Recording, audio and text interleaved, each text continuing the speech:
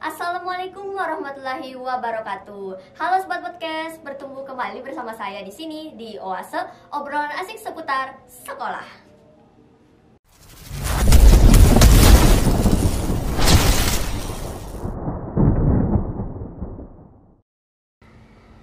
Ke sekolah lewat jalan pintas, bertemu teman di depan gapura, junjung tinggi solidaritas dengan sportivitas, kita cetak para siswa juara. Halo sobat podcast, gimana nih kabarnya hari ini? Semoga sehat selalu ya. Tadi sebenarnya pantun yang saya sampaikan itu berhubungan dengan edisi podcast kita kali ini. Jadi tanggal 9 September lalu itu merupakan peringatan Hari Olahraga Nasional yang ke-39 tahun. Nah, di podcast kali ini kita dengan spesial mengundang Bapak Koordinator Olahraga Kecamatan Muara Jawa. Beliau adalah Bapak Japran. Halo Bapak. Halo. Gimana nih Pak kabarnya hari ini? Cukup melelahkan. Melelahkan ya Pak. Oke, gimana nih Pak rasanya diundang ke podcast ini sebagai narasumber? Terus terang ini baru pertama kali. Pertama kali. Iya, karena ini pun baru bulan Maret ya. Iya, baru mulai. Saya sih positif saja, apresiasi saja. Kalau ini bisa berlangsung terus, tentu ini jadi bagian kemajuan dari SMA sendiri, SMA 1 sendiri juga untuk Muara Jawa. Iya, semoga seperti itu ya Pak. Sebelum kita masuk ke obrolan nih, akan saya kenalkan beliau. Beliau bernama Muhammad Japran dan beralamatkan di Handil 4. Nah, tak perlu berlama-lama lagi, yuk kita langsung masuk ke obrolan. Pak, kalau boleh tahu nih Pak, sudah berapa lama Bapak menjabat menjadi koordinator olahraga kecamatan di Muara Jawa ya Pak? 2015. 2015. Ya, sudah 7 tahun. Iya. Jadi dulu namanya bukan koordinator olahraga kecamatan. Dulu namanya adalah koordinator wilayah Korwil. Korwil. Iya, perpanjangan dari KONI. Di tahun 90-an namanya KONI. Cuma seiring waktu Kemenpora akhirnya ada semacam bahwa di kecamatan tidak ada namanya KONI tapi Korwil, perpanjangan dari KONI kabupaten. Jadi karena itu ya Pak, jadi diubah gitu ya namanya. Iya. Seiring dengan waktu kan berubah, olahraga juga berubah, banyak perubahan, sehingga ada organisasi-organisasi yang tidak perlu ada di kecamatan. Oh ya, seperti itu.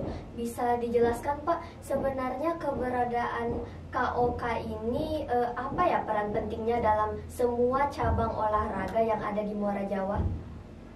Koordinator wilayah olahraga, kalau sekarang namanya koordinator olahraga kecamatan. Itu perpanjangan dari KONI, dari Komite Olahraga Nasional Indonesia yang di Kutai Kartanegara kita perpanjangan tangan, jadi mengkoordinasikan semua cabur, kemudian menghidupkan, kemudian mengibarkan bendera Pataka olahraga di masing-masing kecamatan. Iya, seperti itu. Nah Pak, kalau boleh tahu nih, apa aja ya program-program dari KOK ini selaku wadah komunikasi seluruh cabang olahraga di Muara Jawa, khususnya program untuk meningkatkan kompetensi atlet-atlet pelajar di Muara Jawa? Ya, tugasnya luas sekali sebenarnya. Kami adalah ujung tombak koordinasi dari kecamatan ke kabupaten, dalam hal ini KONI kabupaten.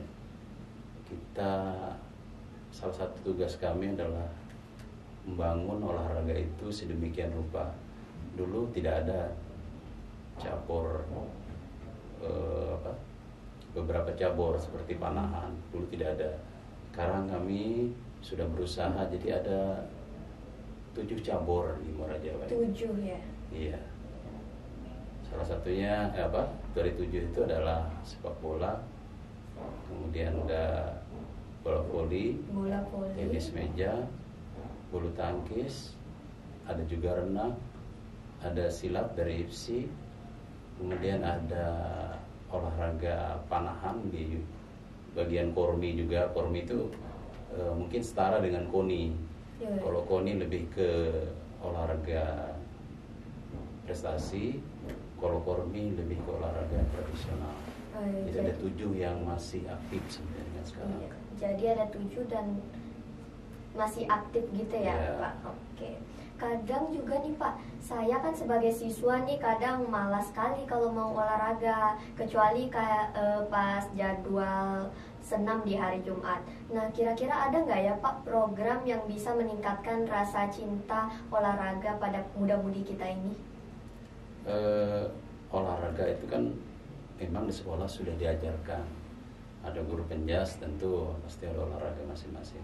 Hanya saja kebanyakan mahasiswa tidak tahu manfaatnya, bahwa ternyata ada cabur-cabur prestasi yang justru mungkin selain mengangkat nama sekolah juga mengangkat nama atlet itu sendiri. Beberapa contoh, ada beberapa kawan-kawan kita yang di sepak bola, kemudian di voli, yang justru sampai dengan sekarang ini justru mampu mengangkat nama sekolahnya, mengangkat nama kecamatan, kemudian mengangkat nama daerah, kabupaten kota negara. Ada beberapa atlet yang sampai sekarang memperkuat tim Kalimantan Timur juga ada. Wow, ada ya. Di Muara Jawa ada atlet yang olahraga renang yang sampai sekarang masih berstatus sebagai juara 2 medali perak pada saat PON di Papua. Wow, luar biasa sekali ya. Harusnya memang kami jemput bola, artinya kami yang turun ke sekolah-sekolah memperkenalkan semuanya, karena banyak memang siswa tidak paham bahwa ternyata di olahraga juga bisa Iya, bisa benar jadi sekali. sumber ekonomi juga. Iya, betul sekali. Misalnya di bola voli kemarin ada beberapa rekan-rekan Anda yang sampai sekarang masih berstatus sebagai pemain-pemain yang diandalkan, sehingga jasa atlet tersebut diperlukan. Seperti misalnya Samir, itu luar biasa, kalau di BON bisa sampai 1 juta, bisa sampai Wow. sekali main begitu. Wow. Sehingga saya pikir memang perlu ini lagi, dirangsang lagi. Jadi lebih dipertajam lagi, diasah lagi gitu diasah ya. lagi. Oke, di Muara Jawa nih Pak, kalau boleh tahu ada berapa cabang olahraga ya di bawah naungan KOK? Ya, saya sebutkan tadi 7 yang aktif ya. Oh iya, 7. Ada bola voli, sepak bola, ada futsal, ada takraw, ada pencak silat, panahan, tenis meja. tenis meja, bulu tangkis. Oh iya, 8 berarti. 8. Oke. Kira-kira cabang olahraga apa aja ya Pak yang sudah memiliki prestasi gemilang yang sampai membawa harum nama Kecamatan Muara Jawa? Dulu di tahun 2016 Muara Jawa adalah masuk 4 besar di Bupati Cup di olahraga sepak bola. Kita juara 3 sekukar pada saat itu. Wow. Kemudian di bola voli kita juga pernah jadi juara terus, juara 1 pelajar U19 di tahun 2021 kemarin.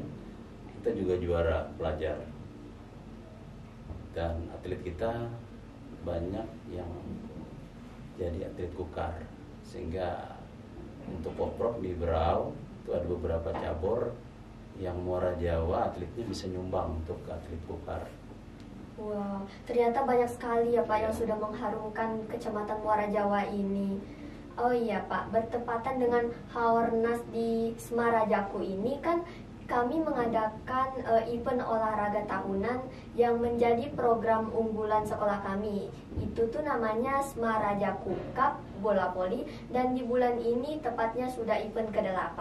Nah, gimana nih Pak menurut Bapak keberadaan Semarajaku Cup dalam mendukung program-program KOK di Kecamatan Muara Jawa? Ya, orang kenal Muara Jawa ini lebih kenal dulunya, lebih kenal yang sebutan handil. Handil, ya. Kalau land transport atau taksi atau mobil yang biasa membawa penumpang ke Samarinda Balikpapan lebih kenal handil 2. Nah, dengan seiring waktu olahraga ini ternyata juga bagian dari mempromosikan daerah kita. Orang kenal Muara Jawa karena Semara Jakunya.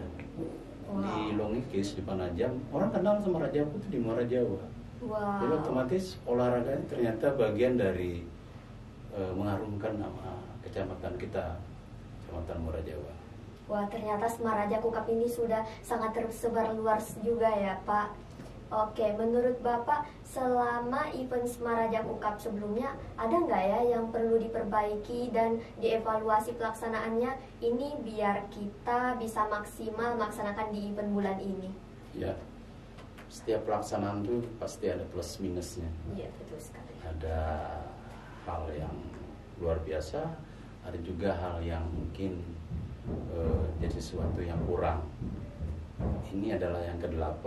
Dari yang pertama tentu sampai yang ke-8 ini pasti banyak perubahan-perubahannya. Saya sih berharap Semara Jaku ini, di dalam Semara Jaku di yang ke-8 ini, saya berharap Semara Jawa, SMA 1 Muara Jawa bisa jadi juara. Amin. Tentu kekurangannya adalah memang persiapan tim. Ya, saya dari KOK, dari Korwil Olahraga, dari dulu berharap bahwa karena ini tingkat SMA, tentu persiapannya di tingkat SMP. Di SMP kemudian masuk ke link prestasi, masuk ke SMA 1, bisa main voli bagus, bisa masuk, akhirnya itu bisa memperkuat tim Semara Jaku. Iya, betul. Nah, jadi harapan kita untuk kedepannya memang perlu semacam cara untuk supaya anak-anak dari SMP sudah siap, sudah banyak yang mampu berprestasi di bidang olahraga voli, sehingga pada saatnya nanti, pada saat masuk di SMA dengan prestasi yang ada, mereka bisa memperkuat tim Semara Jaku. Harapannya mereka bisa jadi juara, itu sudah. Iya, amin. Semoga mereka semua bisa mewujudkan harapan-harapan Bapak juga. Dan pertanyaan terakhir nih Pak, harapan Bapak di Haornas ke-39 bagi kami selaku pelajar Semara Jaku agar kami bisa jadi para siswa juara, khususnya juara olahraga ini apa aja ya Pak? Haornas itu kan punya tema sendiri. Setiap tahun seperti halnya Hari Kemerdekaan tentu ada tema-tema tersendiri. Nah, saya berharap dari KOK, mari selain anak-anak dari SMA Negeri 1, semua anak-anak sekolah yang ada di Kecamatan Muara Jawa, mari sama-sama kita berolahraga dulu, kemudian mencintai olahraganya. Dengan minat yang tumbuh di olahraga tersebut, mudah-mudahan akan timbul prestasi-prestasi baru, atlet-atlet baru. Seperti halnya yang saya sampaikan dari awal, bahwa bisa jadi prestasi itu bisa jadi sesuatu yang luar biasa. Iya. Misal saja nih, dari adik-adik kita di SMA Negeri 1 ini kemudian memasuki di perkuliahan, di perguruan tinggi dengan prestasi olahraganya, dia bisa masuk. Biasanya sih ada sertifikat penunjang sehingga anak itu bisa diterima di sekolah, di perguruan tinggi, karena mempunyai nilai plus berupa prestasi olahraga. Iya, Harapannya seperti itu. Iya, betul. Nah, itu tadi tuh penjelasan-penjelasan dari Bapak Koordinator kita. Nah, akhirnya kita sudah di penghujung acara nih teman-teman. Terima kasih Bapak Japran telah bersedia hadir di Room Podcast ini. Semoga perbincangan kita ini bermanfaat, dan kami berharap teman-teman Sobat Podcast semua selalu bugar, menjaga pola makan, gaya hidup sehat, dan olahraga teratur. Semarak Hari Olahraga Nasional, junjung solidaritas dengan sportivitas, sukseskan Semara Jaku Cup ke-8. Bersama kita cetak para siswa juara. Saya Hikmah Hidiasila pamit undur diri. Wassalamualaikum warahmatullahi wabarakatuh.